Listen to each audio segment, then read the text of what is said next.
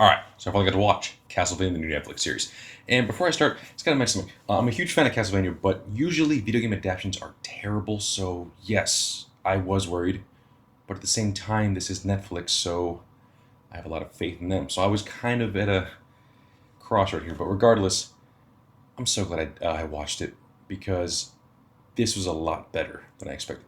So, without further ado, here's my review for the season 1 of the new Castlevania series.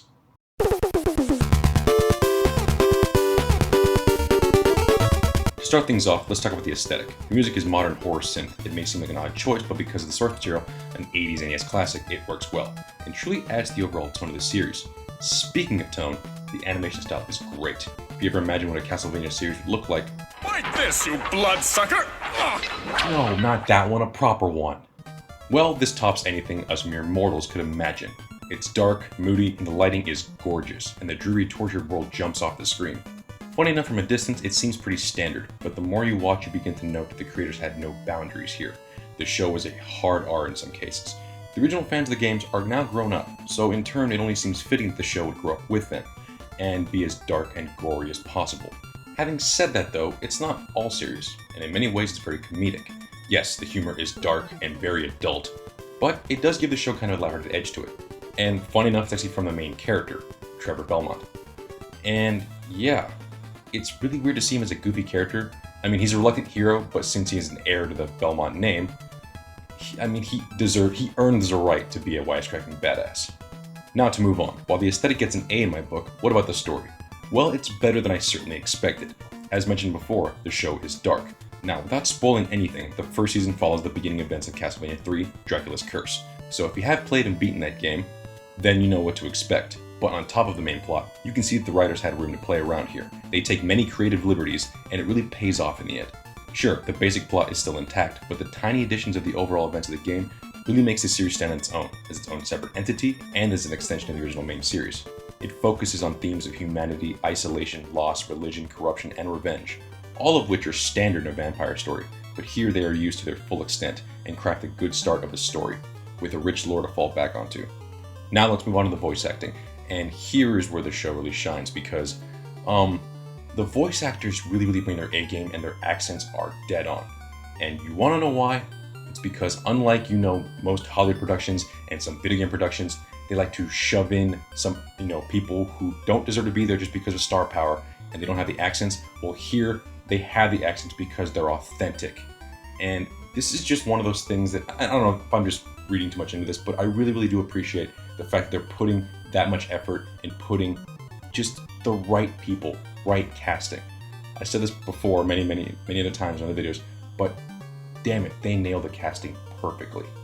But in contrast to the voice acting, now let's point out the only possible negative I found throughout the show, the dialogue. As mentioned before, Trevor is a wisecracking badass. I mean, seriously, in some cases he sounds like an 80s action hero. Again, just like the music, this could be a symptom of the times, when the game came out, the era. But yeah, some of the humor could be a little grating. Also, it's very crude. And when I said R rating before, yes, this show is a hard R, so if you're trying to show your kids this, please don't, and I really advise against that. But besides that, while the humor may be hit or miss, and again, it's very crude humor, I liked it. While others may hate it, I still enjoyed it. That's because I'm really, into the whole schlocky 80s, genre. So now, on to my final thoughts. I really wasn't expecting much from the first season of Castlevania, but now that I've seen it, I just want more. At only 4 episodes and each lasting about 20-25 minutes, this is way too damn short. I know it's a movie turned series and just the first season, but come on, this seriously needs to keep going, and hopefully the next season fleshes out the story even more. And to be quite honest, this show has not hit its true potential yet, but I'm invested enough that I would like to see it do just that. But for the time being, the show is a love letter to everyone who was terrified by the games as a child, and stands to be one of the best adaptions of any game series so far. Well, that's a review. And yeah, this show is a nice little surprise. And funny enough, the showrunners are actually going to be working on another series based off the Assassin's Creed game series. Same thing, animated on Netflix. But while I'm not a huge fan of the Assassin's Creed games, the fact that, well, if they give it about as good a shot as they gave it here, then yeah, I'll watch it. I mean, I'm interested enough to keep going with the Castlevania series, and while it's not 100% there yet, I can see it becoming something great.